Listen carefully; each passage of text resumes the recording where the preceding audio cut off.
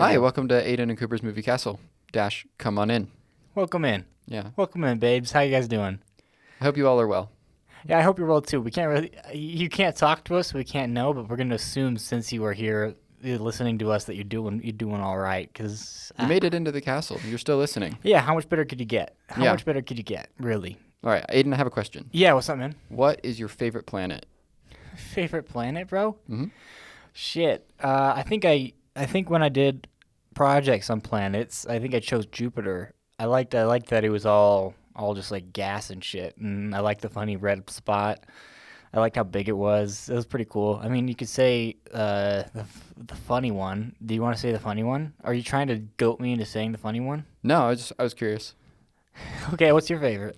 Probably Saturn, I think. Saturn? Yeah, I mean, it's got the rings. It's it's pretty kind cool. of a basic bitch choice. That's a great choice, though. I think it's safe, but like, there's a reason it's I safe. mean, yeah.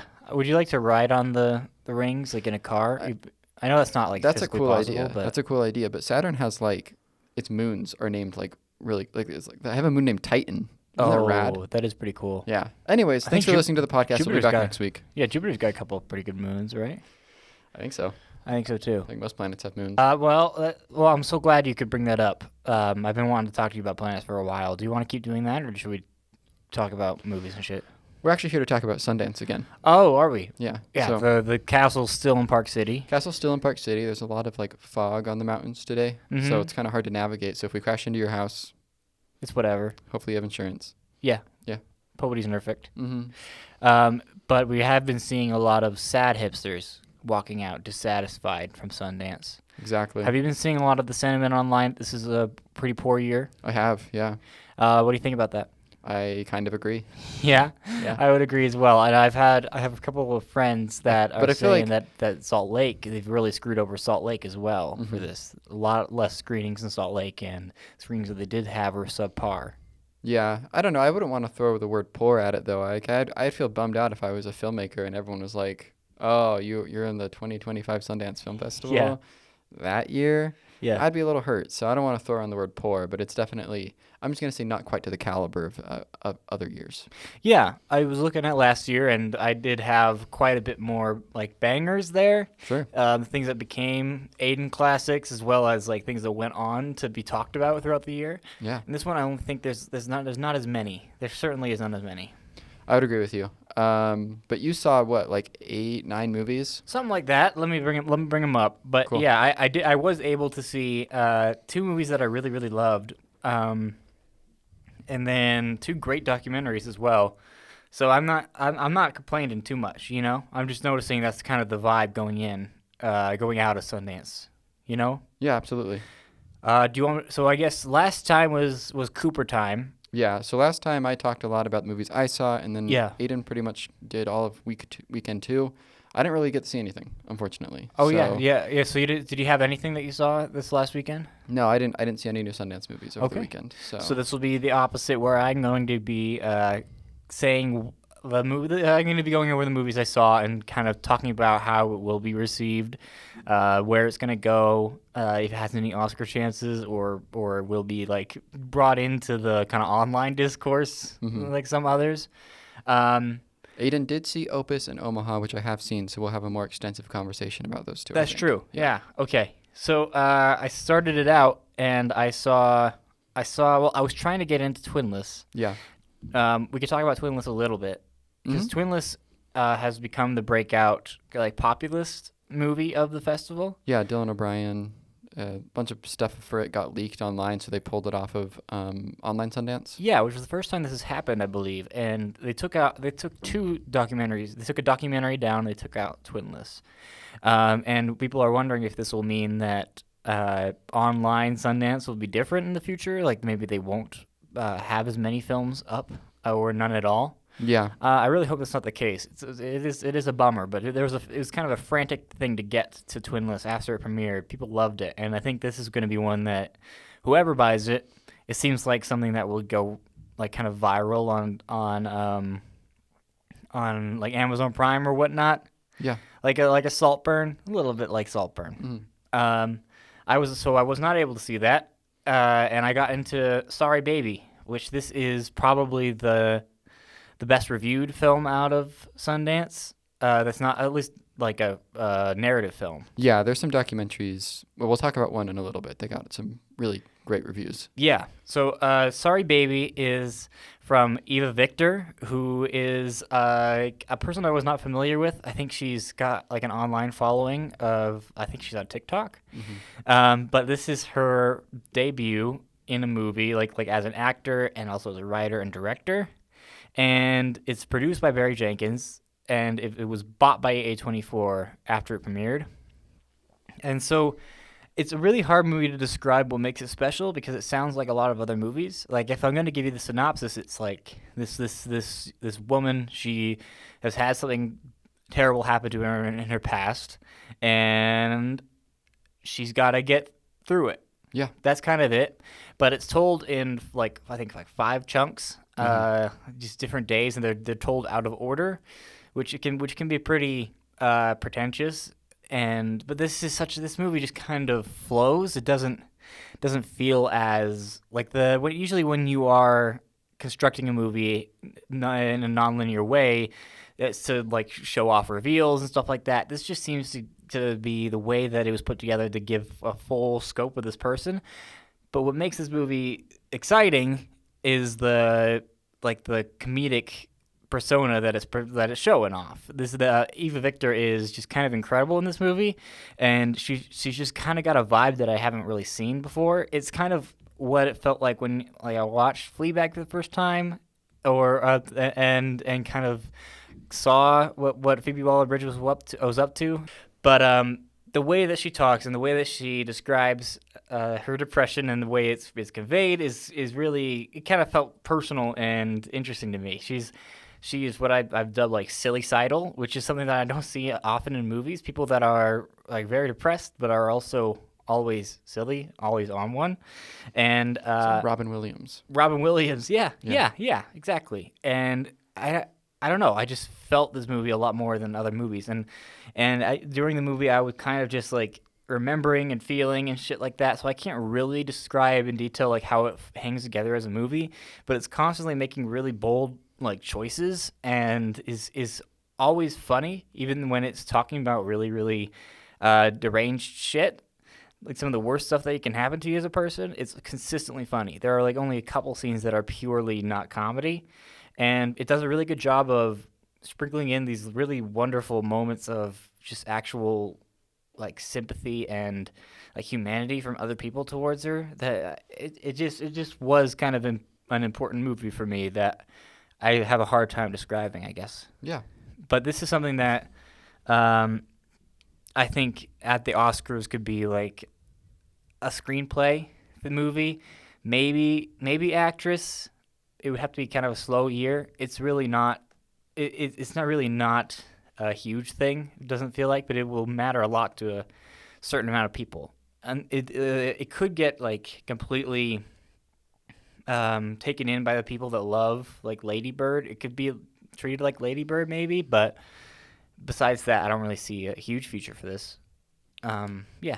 All right. What do you want to talk about next? Let me see. Yeah, next up, I saw Opus that same night. Okay. You didn't like Opus. I did not like Opus. I thought it was quite poor. Yeah. Yeah, I think I like it a little more than you. I think I'm a little more forgiving of its shortcomings. Yeah, it felt really, really not special, I guess. It was really interesting because the beginning of the movie has a big conversation about Ayo Abadiri's character where she's described as medium. Is very medium, not having a take on anything, kind of. She's not poor enough or rich enough to matter. Yes. And I kind of felt this like that was just indicative of how the creators felt about just creating this kind of shit. It felt very much in the middle of life and not really taking a stance against anything. And the movie seems super unspecific to the stuff that was interesting to me, which is like our relationship to fame and famous singers and stuff like that and music. My thoughts exactly. And it starts to just go into rich cult stuff. And so the majority of the movie is her looking around and being like, this ain't right. Yeah. There's something a little off about this place. And then when it switches gears into more of a traditional horror, it's so fast and just completely like it's quick and it feels tossed off. The director was there at my screening, and Oh, really? yeah, Wow. he wanted to come to the only midnight screening of it.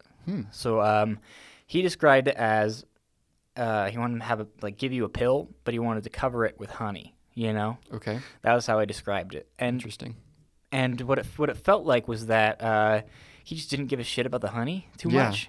It felt like he had to get through that to get to the stuff he was interested in, but then the stuff that he was interested in wasn't very specific or interesting to me. Exactly. The ending, I think, is I'm not going to talk about it, but Yeah. there's a mission statement in the end, and the mission statement is kind of unclear and not really brought up by the movie. It's a twist, kind of, Yeah. but it really fell flat for me, and I didn't even think that John Malkovich was that locked in. I think he was being silly and fun, but I don't think he really had a specific character in mind. And I think that one of the cardinal sins of it is with any movie that you're dealing with, like a fake musician or a fake star, you need to convey like their charisma and the fact that their music could be that successful. And this movie is built on that, and I think it doesn't do it well. I think the music is fine. Yeah. But I just I don't buy it. I don't buy any of it. And it wasn't fun enough to be just like a fun movie. Yeah. I don't know. It didn't feel like much at all. Yeah. Exactly. I was really bummed out.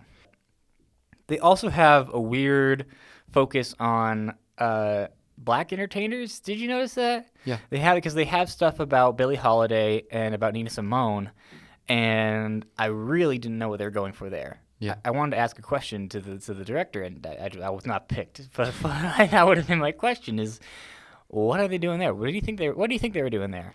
I don't know. I didn't. Yeah. Now that you mentioned it, I didn't notice that when I watched it, but now that you mention it, Like yeah. a puppet show. Yeah.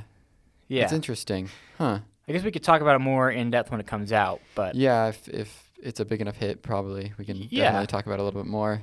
But yeah, so that's Opus, and like you said, it does have a lot of journalism focused jokes and shit like that. So if you're in that field, I think that is a strong aspect of it. yeah, I mean those parts I found them funny. Yeah. So worked for me a little bit. All right, and then I saw Predators. Okay. Is this the one you're talking about? Yeah, this Or is the the one other that one? has really high reviews for it at the moment. I think it does at least. Yeah. So Predators is a documentary about the show To Catch a Predator with Chris Hansen. Yeah.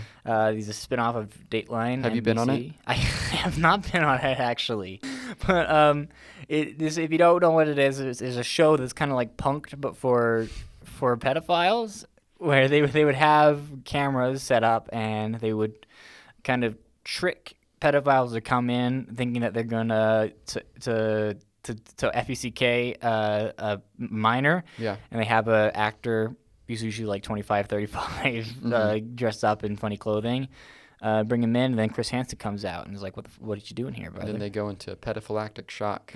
Yeah. Okay.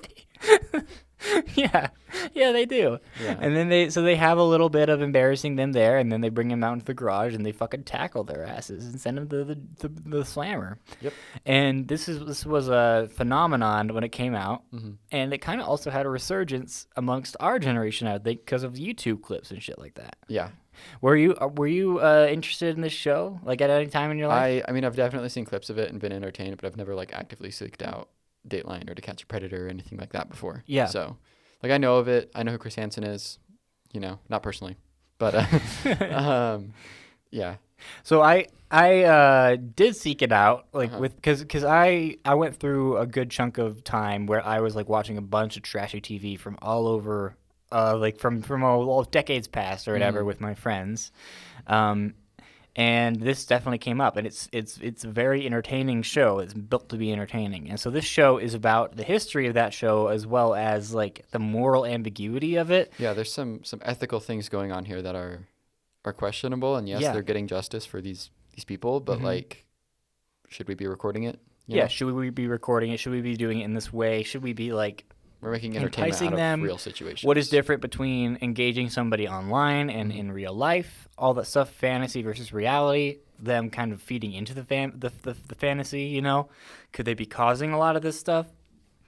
It's very interested in all these questions, but it gives a lot of people full ability to say like their stance on it. Hmm. It doesn't feel like it's cutting around shit to make its own point. But this is a very personal documentary from the guy who's making it. He has like personal ties to it, and In what way? he felt seen by it because he was abused as a child, Okay. and so he watched it to see like the questions that he was asking them, like why are you doing this? Hmm. He was interested in that, and then he started to like poke and prod at it and see some of the parts that weren't great, and like it caused there's an episode that caused a death, things like that. Yeah. And so it's interested in that show, but also beyond like copycats that it spawned and the kind of justice that it spawned, as well as like where Chris Hansen's at right now. It's just kind of like like pretty much exactly what you would want from this documentary, and it's a lot more high-minded and interested in really interesting, complicated subjects that most people would be too scared to touch, I think. Hmm. It's not a traditional documentary in any way, and there's a couple of like interviews in here that are just like magic. Like I don't know how you get that. It's pretty incredible. I would really, really recommend it. Cool. I'm excited to check it out. Yeah. And then I saw another documentary. This one is also being talked about. Well, I actually also saw Predators after that. I watched Predators from 2010. Oh yeah, I saw that. That was funny. Yeah, thank you. Yeah. It stars Adrian Brody. Hmm. It's about a elite group of people that are put on the Predator planet. Yeah. And it's pretty bad. Didn't win Best Actor for that one, did he? He did not. No. Yeah, it was a great disappointment. I put it on with some friends, and you know what? I was booed out of the place. It's a bummer. But the other documentary I saw was called The Perfect Neighbor. Yeah, this has also had a lot of buzz. It's another true crime thing coming out of Sundance. Mm-hmm. So this is a documentary comprised of entirely body camera footage from cops about one kind of incident that happened over the course of 2 years of this woman who is considered like a Karen, who's across the street from a couple of families, and these families all have kids and they all play in the yard next to this like Karen, this woman's house, and she gets really upset at them even though she doesn't really have the right to. And so she calls the cops over and over again. And so every time she does that, we see kind of the body cam footage of that encounter and how it leads up to something pretty tragic, which happens to do with the stand your ground laws in Florida. Yeah. And it's a really, really brutal documentary. It doesn't shy away from pretty much anything. It's not like ultra violent. You don't see any like snuff shit, but you do see like the effect that has on real people and kids and shit like that. And it's just a really, really tough watch. Brutal shit. I believe I was familiar with this case before this documentary came out. I might be mistaking it for something else, but I think I know about it. Yeah, it was kind of sensationalized and brought to attention because I don't think I should spoil it just because the movie's kind of presented in a way of like what's going to happen and how it's going to go down. Mm-hmm. So I won't say kind of how it goes, but the results of it were brought to the news and kind of campaigned. And so I definitely believe that you saw this before. It's really, really boldly done, and I don't know, it's just something that's going to ruin your day. But I think you're right. I think it will be talked about for the rest of the year. Both this and Predators. Predators to a lesser extent for the Oscar because they don't usually go for things based off of like shows and shit. But this is different. Yeah. But we'll see. Cool. I also saw Deaf Presidents Now, which is a documentary about the entirely deaf university advocating to get a deaf president for the first time, and it kind of led into the Disabilities Act. And it's a really just solid documentary. Like it has a couple of flourishes and stuff like that, but it's mostly traditional, but it's trying to put you in the spot and the time instead of getting you a lot of information, which I really, really liked. Pretty solid. Got bought by Apple. You'll probably be able to see it pretty soon. All right. Glad to see things are getting bought. Yeah. That's another thing is like there weren't a lot that got bought. The Sorry Baby got bought, and then and Together got bought, the Alison Brie, Dave Franco Yeah. thing. And Train Dreams. Train Dreams is the Dreams. big one that I missed. That could be an Oscar player. It got bought by Netflix and is by the guys that did Sing Sing and Jockey, and stars Taron Egerton. So this could be something. It's about a logger, right? Yeah, a logger who's making the tracks, the train tracks. Yeah. And it's supposed to be very much like Terrence Malick kind of vibes, and Assassination of Jesse James kind of shit. Interesting. So, yeah. I saw Bunny Lover. Yeah, tell me about it. This is, I believe, produced and also starring Rachel Sennett. This is her girl. This is one of her friends who's starring and directing, and it's about a cam girl who has a strange relationship with one of her, like, I don't know, clients, people that are paying her, I guess. Sure. And it really doesn't do much. Yeah. It's kind of it puts you in her spot, and then it's not really super exaggerated in any way to the point where there's not a lot of story. I give this a little bit higher marks because I'm interested in like modern like sex work and shit like that and how we view all that stuff, but it's really not much of anything. Yeah. It has a nice performance in the center, and it's got what's his name? Austin Emilio, who was in Everybody Wants Some and Hitman. He was great in Hitman as the dang-ass freak, but it really is kind of a nothing burger, of course, fortunately.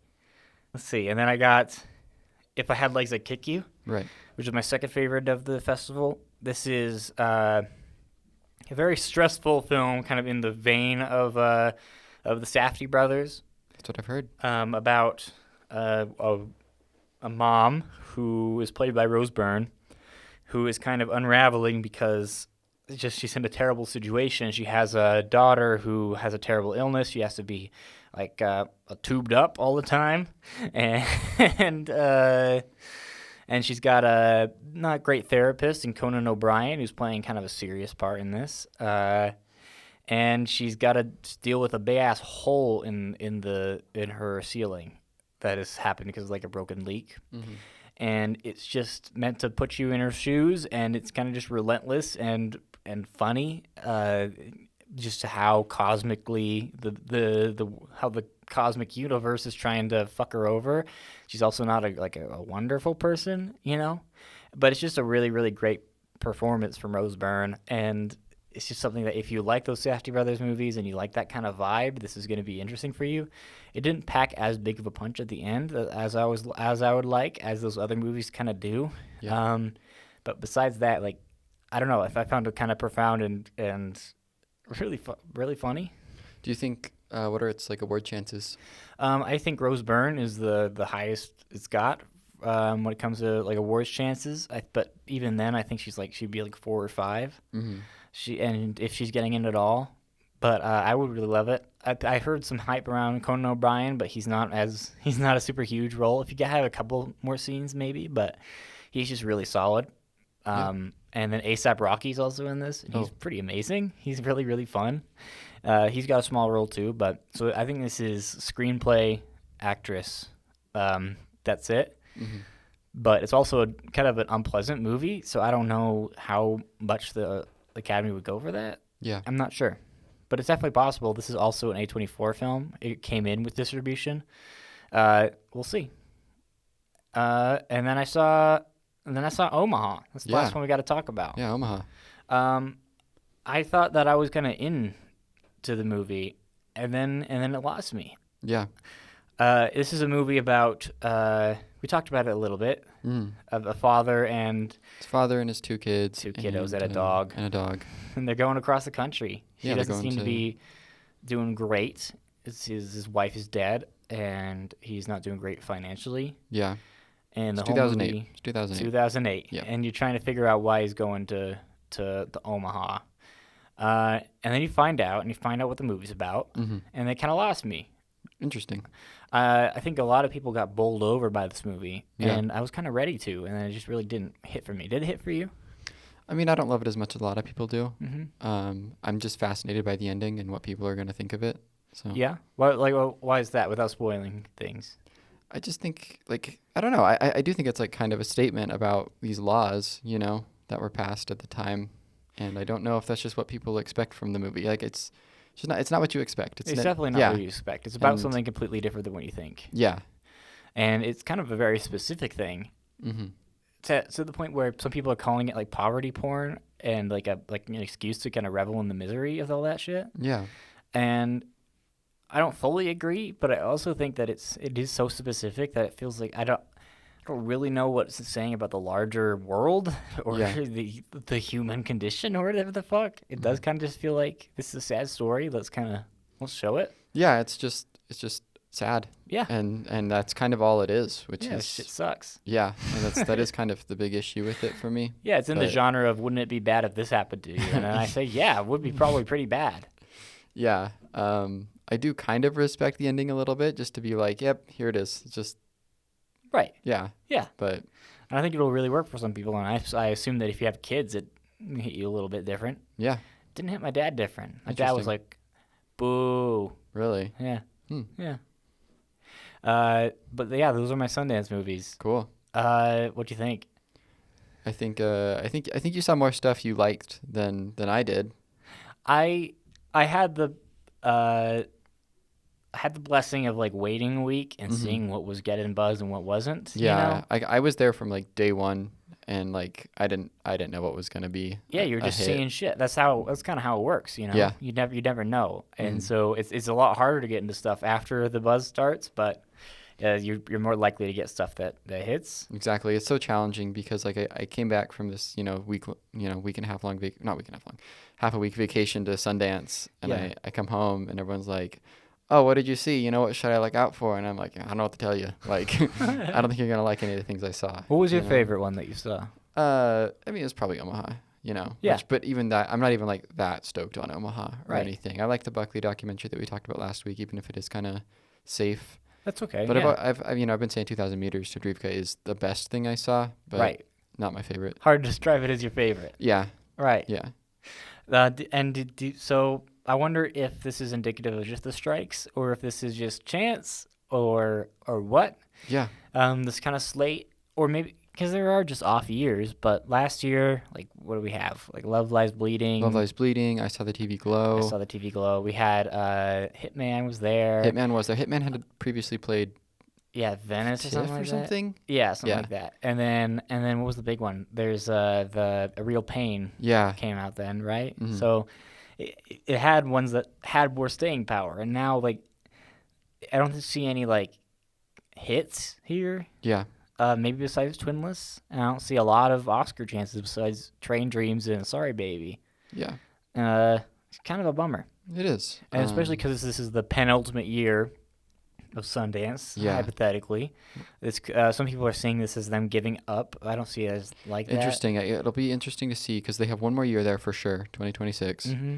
So I wonder what that will be like. Yeah, I wonder if they will try to go all out, Mm-hmm. or if they will just be kind of like I don't know. Like But I believe that they're announcing what city it's going to be in soon. okay. So we'll know if it's staying in Utah, and if it's staying in Utah, then all is well for us. Mm-hmm. And if not, we're going to have to take the castle to Cincinnati or Boulder, Colorado. Yeah. So, Would you go if it wasn't in Utah?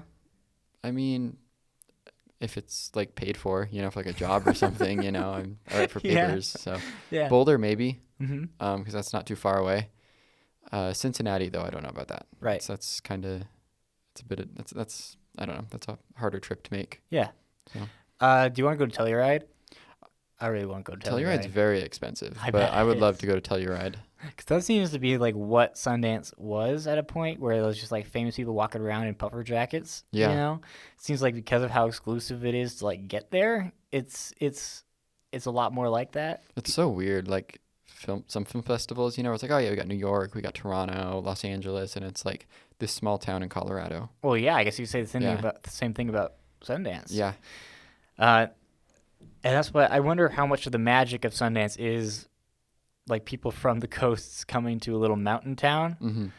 Well, they love skiing, and I mean they have snow in Cincinnati, but I don't think they have our slopes. Yeah, they don't have our slopes. Come Yeah. at me, fuckers.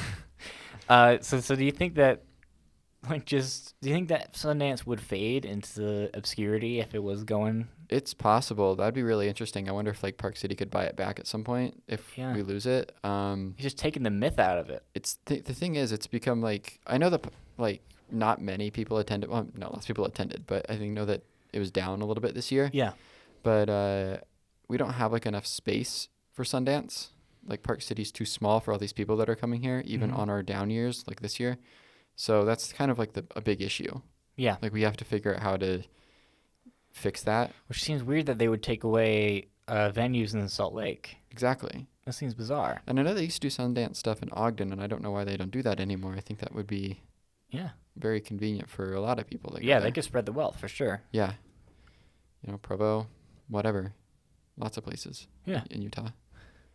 Anything that you wanted to see that you didn't get the chance to see? I think Train Dreams was the big one. Yeah.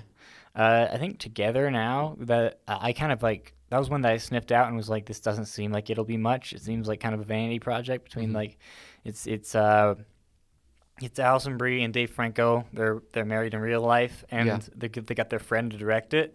So then I was like, I don't see that being much, but from what I've heard, I think it is something, and it got bought by Neon, which isn't nothing. Yeah. So yeah, I would have liked to see that. I would have liked to see The Ugly Stepsister, I guess, Me too. which is like a really gory body horror version of Cinderella that I also kind of was like, I don't think that's going to be good, and then it turned out to be pretty great. From what I can Yeah, heard supposedly. from certain horror communities or whatever, but that's going to be a Shudder Yeah. IFC thing. So we'll probably see that pretty soon. I don't think it'll be like what In a Violent Nature was last year, Yeah. where that kind of really did make some noise. That's funny. I was talking to this Utah critic, and he was like, "It's this year's In a Violent Nature." I was like, "All right." It just, I guess so. I guess I haven't seen it, but Yeah. In a Violent Nature felt so like new and interesting, Mm-hmm. and I think that was a big part of it. And also like it created a new slasher monster, which I think like horror fans are really salivating over. Which I really hope they'll take that energy and put it into Hard Eyes coming up, because my God, I hope Hard Eyes is a hit and we get more of that kind of thing. Yeah. God, I'm so excited for that. Are you excited for the monkey? I am. It looks very different than Longlegs. I'm very fascinated by the choices he's making, Osgood Yeah. Perkins. Yeah, I don't know. I think he's a little fucker. I think that people read Longlegs. I think people are so easily swayed by marketing and not able to kind of look at it as its own thing. Yeah.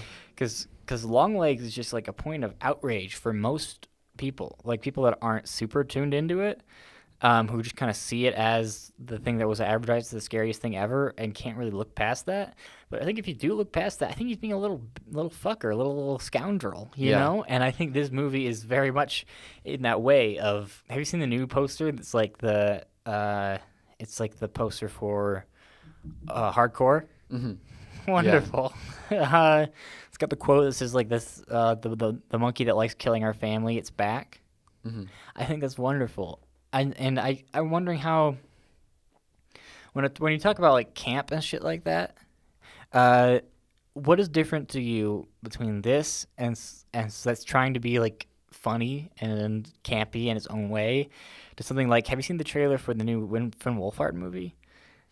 I haven't. I know about it. Yeah. He directed and stars in it, right? Mm-hmm. Yeah. And it's called It's something with the summer, right? yeah, Hell of a Yeah, Summer, One Hell of a Summer.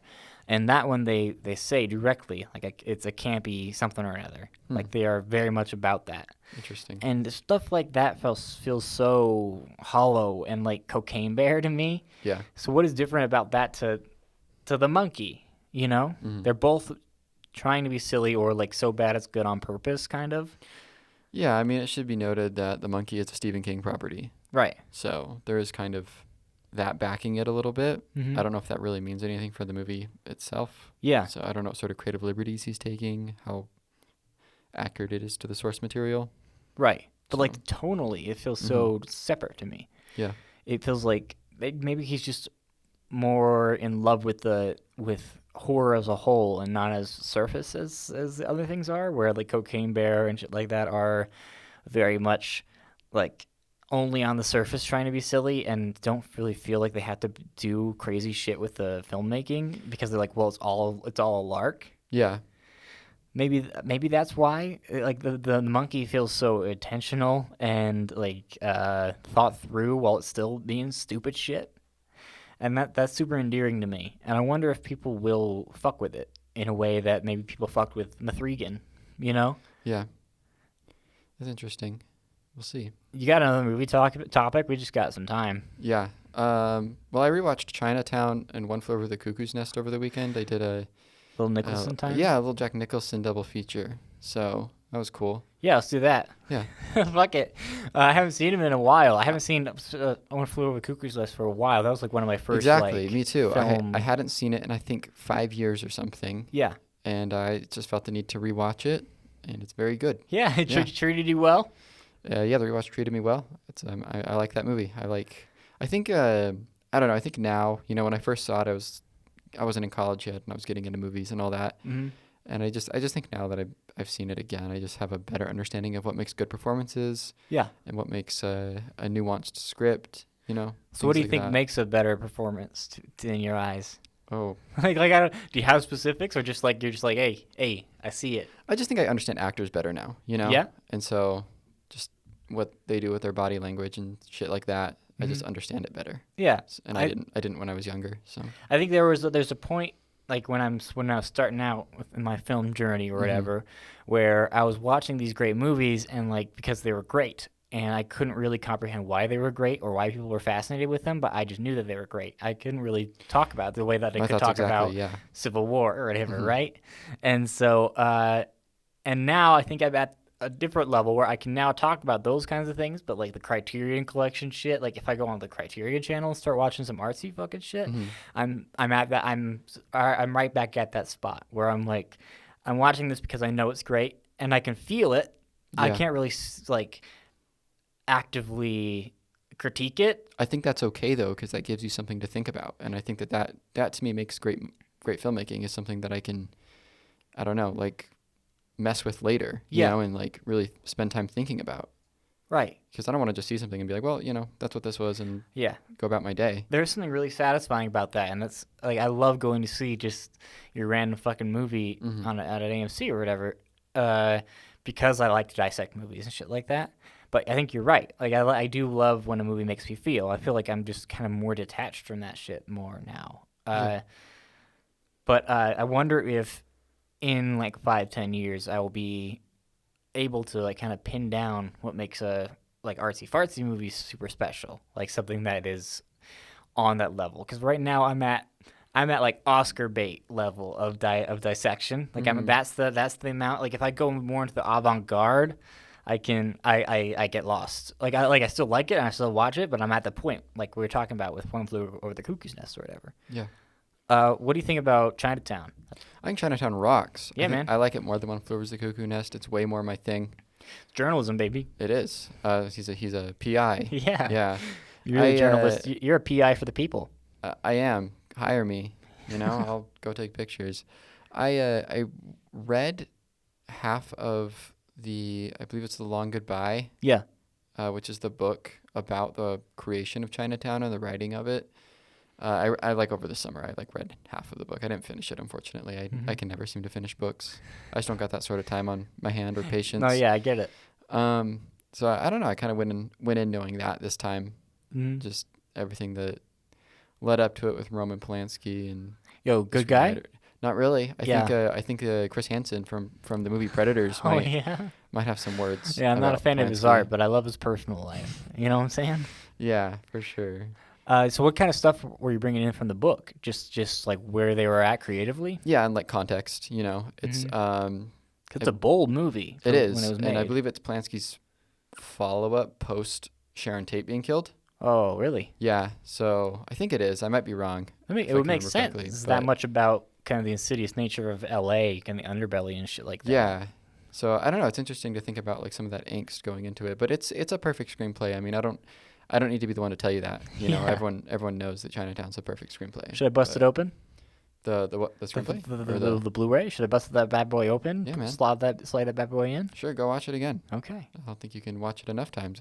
It rocks. Yeah. All right. Yeah, it was never my movie, but it was also at a point, like I'm saying, like I couldn't really. I just watched it for the first time last year, so it was one that I kind of slept on for a little while because Gotcha. I wanted to save it for like the right time. Yeah, So we've talked about that together, like things that saving movies or whatever for like not busting all of them out at once, like all the exactly. classics. Yeah, all the, I mean, say your IMDb top 100 or your Letterboxd 250 or whatever. Yeah. I just try to save some of those and not, I guess, watch them all at once. I feel like I wouldn't appreciate them Yeah. for what they are. And then I don't know, I want to be like 30 years old and be like, hey, I just saw this and it was great. Right. I watched a great classic movie. It's re-sparked my love for why I'm here. Yeah. I think a So lot of people do kind of like blow their load early on, and exactly. then they get in the weeds as they go along. Mhm. You're interested in super subgenres. So I guess that makes sense. Yeah. Now there's an argument to be made that I'm going to be 30 and I'm going to see some big classic for the first time, and I'm going to say to myself, I shouldn't have waited that long. Right. This would have, I should have seen this when I was younger. Things like that. Why did I sleep on this for so long? All right. I have a topic that I would like to talk to you about. Okay. You can shut it down if you don't want to talk about it. So what I was interested in is you have a way of watching your movies.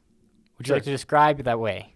Oh, you want like the year thing The I do year with the years? thing. Okay, so this Mhm. is an insane method of I think watching it's genius. of watching movies that I haven't really shared very much because it is kind of insane. I think if That's people why I'm hear saying you don't have to. You can shut it down if you want. yeah, no, it's fine. I'll talk about it. Okay. So my approach to watching movies, and Aiden and I always talk about how it's like impossible to catch up. You got Mhm. all these new movies, you got these classics, you got cool cult horror movies, you got Mm-hmm. everything spanning over 100 years. So Every decade it gets harder for exactly. another So individual. and I mean Mhm. that's not just movies, that's music, that's art, that's just I mean I can't imagine what history classes are going to be like in Yeah. 100 years. Yeah. So my approach to watching movies is the last number of every year. So 2025, I will go to 2015 and watch as many 2015 movies I can this year. Mhm. 2005, watch as many 2005 movies as like not just like the big things that I've missed out on. Yep. So like last year, Amadeus was a movie I hadn't seen before. It's 1984. It won Best Picture. I hadn't seen it. It's been on my list forever. So I was like, I'm going to prioritize Amadeus this year. Yeah. Watch Amadeus. Just things like that. Which is brilliant because there's a lot of screenings Mhm. that coincide with There is. anniversaries and shit. Yes. So this gives you the chance to see a lot of things in theaters. I do a lot of rewatches based around this method as well. So Mhm. like in 2022, The Thing was playing in theaters Yeah. for a little 40th anniversary run. And I got the chance to rewatch it in Yeah, theaters, get and in now there. it's like one of my favorite movies of all time. Fuck So yeah. You're doing a vertical slice of cinema. yeah, Like I think, and so hypothetically, and- in 10 years, Mhm. right? You've seen everything. Right? everything like loosely, yeah. Yeah, you see the bullet points. I've seen the bullet You points. get it. And so I go back roughly 100 years. So I'm, everything from 1925 to 2025. Right. But just the years that end with a 5, I guess, is how I approach watching movies. No, it's sick. So I was wondering. So I just kind of wanted to check in on you about the transfer from 4 to 5. Like, how did you do in 4, and what are you looking forward to in 5? Oh, that's a great question. Well, first off, I started this in 2023. About midway through 2023, I came up with this idea. Yeah. So that year was a little, I think, I guess, lighter. Yeah. So then in 2043 or whatever, you'll kind of be more locked in. Mm-hmm. Mm-hmm. Yeah. Or at 2033, I guess, would be. Well. Yeah. Well, yeah. That would. Yeah. Yeah, that would make. Yeah, that's the So, one. I don't know. Last year was definitely good. I think I caught a lot of stuff that I don't know. There's still some stuff I'm missing, I guess. I still haven't seen like 51st Dates, which was one that I was trying to prioritize. I just never got around to it. Yeah. But like I hadn't seen Saw before. I watched Saw last year for the Yeah, first time. Yeah, you did. So Kind of good. yeah, yeah. So were there a lot of movies like 51st Dates that you had on the docket and you didn't get to, or do you think you kind of did a great job, like did what you wanted to accomplish with that year? It depends on the decade, I think, because there are some that are a little bit harder, like 1935. Yeah. Some of those can start to feel like homework. 1940, 44. Things like I don't know. Just some years are a little harder than others Mm-hmm. to like push through. But you get a banger year like 1984. Yeah. And you check out a lot of cool stuff. There's a lot of things. 74 is not bad. 74 is not bad. 94 Honestly, is not bad. if you came to me and you told me that any year from 1970 to like 1999, if you tell me it's your favorite movie year, I'm like, that's valid. Yeah, So, that's what I like to see. Yeah. This year, I don't know. I mean, I try to catch up on a lot of new releases at the start of the year, so I haven't really been doing it that much. This method of watching movies. Well, I saw you logged one from like 25 or something like that, like pretty early into the year, and I was like, oh shit, it begins. Oh, Like what from was? 2025? No, it was from early on, but it had a 5 at the end. Let me Oh, let me check out your box. Let me check your box.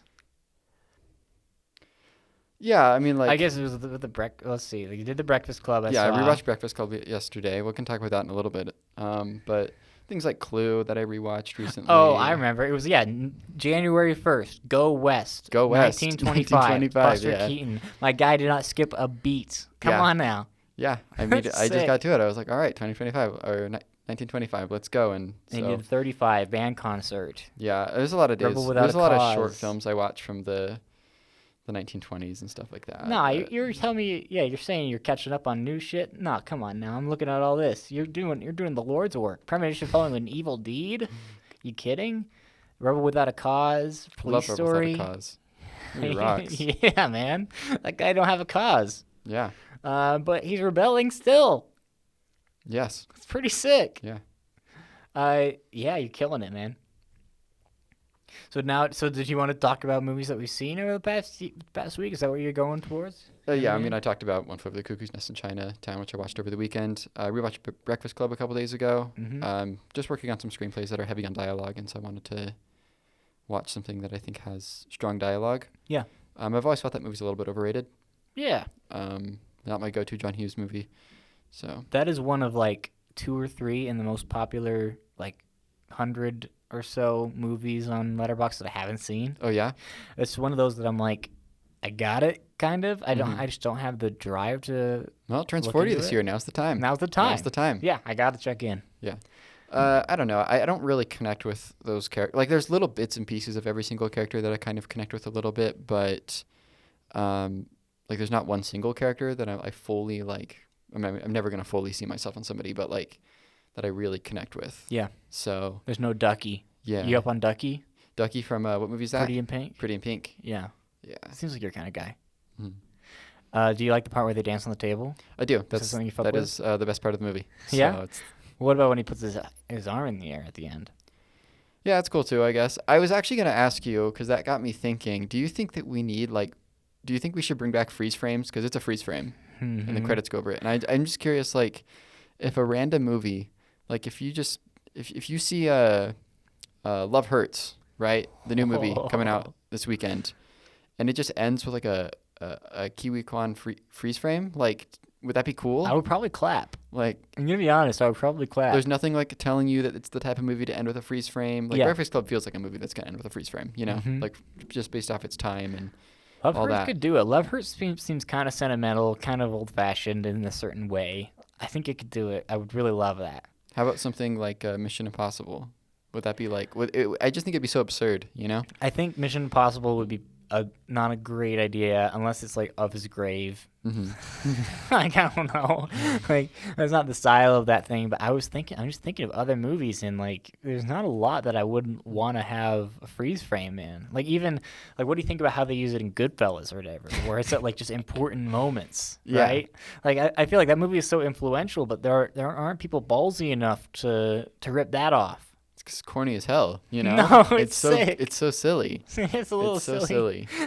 But then they cut to the freeze. They do the freeze frame, and then they put the music on, and then they go to the other scene. It's nice. Yeah? You don't like it? It's all right. I just think it's, a product of its time. And I just think if it happened, if I was just in the movie theaters and somebody did a freeze frame, I think I would really like be taken out of it for a second. You think you'd look back and see if there's anything wrong with the projector or something like that? I might. I'm so used to them not being in modern movies, but Yeah. I just think that I would just feel like such an intentional choice. You know, it wouldn't feel natural. Ever heard of in the this time. 400 blows, babe? I have. I love the 400 blows. Like, maybe we should bring it back. This might be a new campaign for me. Yeah. Let's- I'm glad I put you onto it so you can have something to like advertise, I guess. You know what's up? What? Can you end the God Committee? That's what I'm thinking. Aiden's making a short film and I'm producing it, and called the God Committee, and I think that if you end it with a freeze frame, What I'm saying Yeah. here is I'm right now I'm currently working on 2 projects. Mhm. If I end both of them, I refuse to end my movies any other way than with the freeze frame, and I become like I am poised to do. Like it was like my birthright to Yeah. become one of the next great filmmakers and a very influential voice in the community. Could I will into existence freeze frames coming back? Can this be my drive? That's interesting. Yeah. See, that's what I'm saying. You think it could happen? Yeah. Like what if I mean, what if Jordan Peele was just like fuck it, Yeah. freeze frame Exactly.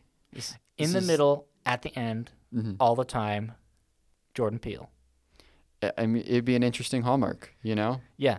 And that's the question I'm asking of like, can this, like, I don't know. It would just totally catch me off guard if I saw it in theaters, but I think Yeah. I would respect the hell out of it, you know? I would too. And that's why I think you should, I think All Through the House is the type of movie you should end with a freeze frame. I think you might be right. I'm having a hard time with the ending right now. Yeah. If I just fucking slap one of those bad boys on and be like, it's about the reflection that the characters are experiencing at that time. Like, That works for the end of that works for the end of God Committee. Not to be like a stuffy producer that's giving you creative notes or anything. It But does work. It does work. It works perfectly. Yeah. I think I'll do it. All And right. then like a fade with like a shitty grainy texture over it. Yeah. You have to have the credits go over the freeze frame though. Written and directed by Aiden and Cooper's Movie Castle. Exactly. Would you think they'd be mad at me if I insisted that I was credited like that? Change your name. To Aiden and Cooper's Movie Castle. That'd be funny. Dash come on in! Yeah. Exclamation point. Yeah, and that's produced by Cooper of Aiden and Movie Castle. Come on in. I think it's a great idea. Anyways, did you see anything you want to shout out that isn't like a Sundance movie? Ah man, and Predators. And Predators. Well, I pretty much only saw those. I saw Carol again. Yeah. I rewatched Carol. You watch Carol a lot. Damn. Well, I watched it on Christmas Eve, Mhm. and then I ran that shit back, and I watched it again on Christmas Eve. I respect that. It's my birthday. Did you know that? Christmas Eve? Yeah. I think I must have, Mhm. but I guess I didn't. That's all right. I guess shit. Well, I guess I was celebrating one Cooper on his day of birth. How does it feel being so close to Christ? I get this question a lot, and I think that over the years that's become the most annoying question.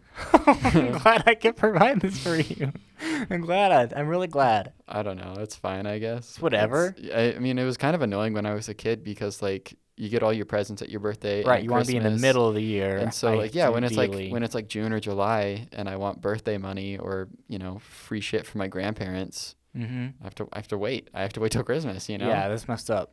Yeah. Yeah, I'm sorry about that. And I'm sorry for if- my terrible question. If it's a Sunday and it's a Christmas Eve, it's Christmas Eve and it's a Sunday, nothing is open. Right. Yeah. So like I don't go out to eat for dinner or anything. Oh, I like didn't that. think about that. Yeah. It's interesting. Yeah. But I rewatched Carol Yeah. on account of I'm writing a script that is in a similar time period with similar subject matter. And so I wanted to, one, make sure I'm not cribbing from it too much, and two, to study how they are writing shit. And that movie is just so special to me. I think I just love the part in Before Sunrise where they are in the record playing booth or whatever, and they just kind of are sitting there listening to a record, and then one of them looks at the other one, and they look away, and then that little space between them, those little looks and stuff like that. Yeah. Carol is a movie constructed of entirely those things. Mm-hmm.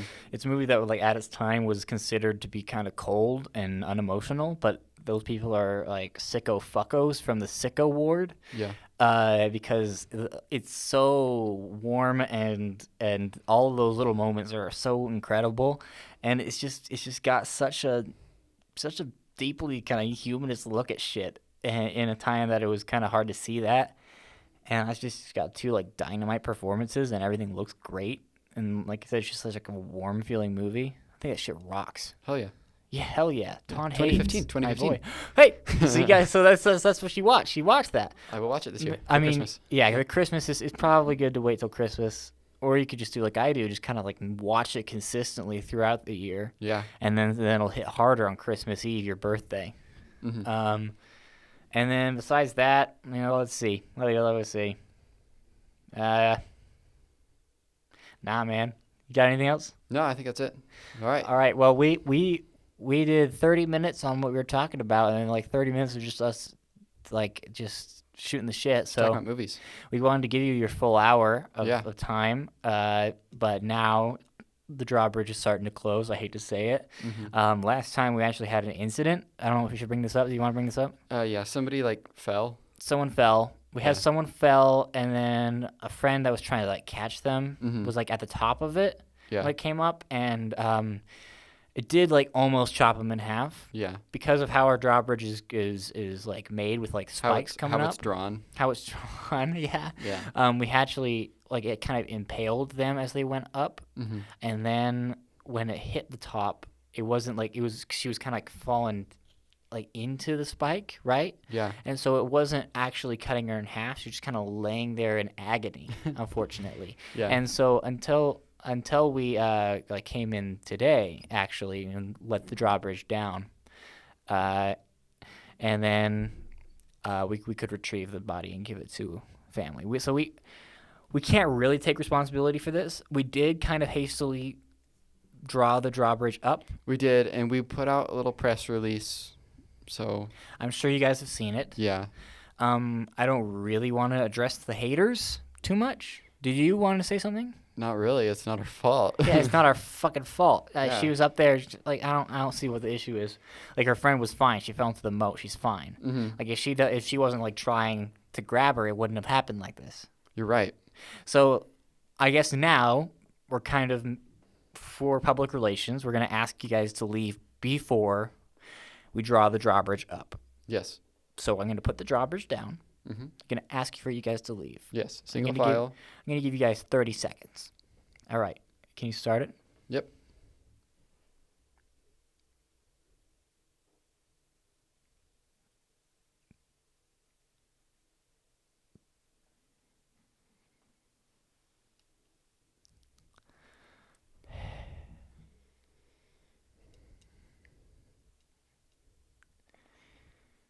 How much time we got left? Like 10 seconds. 10 seconds. Yeah.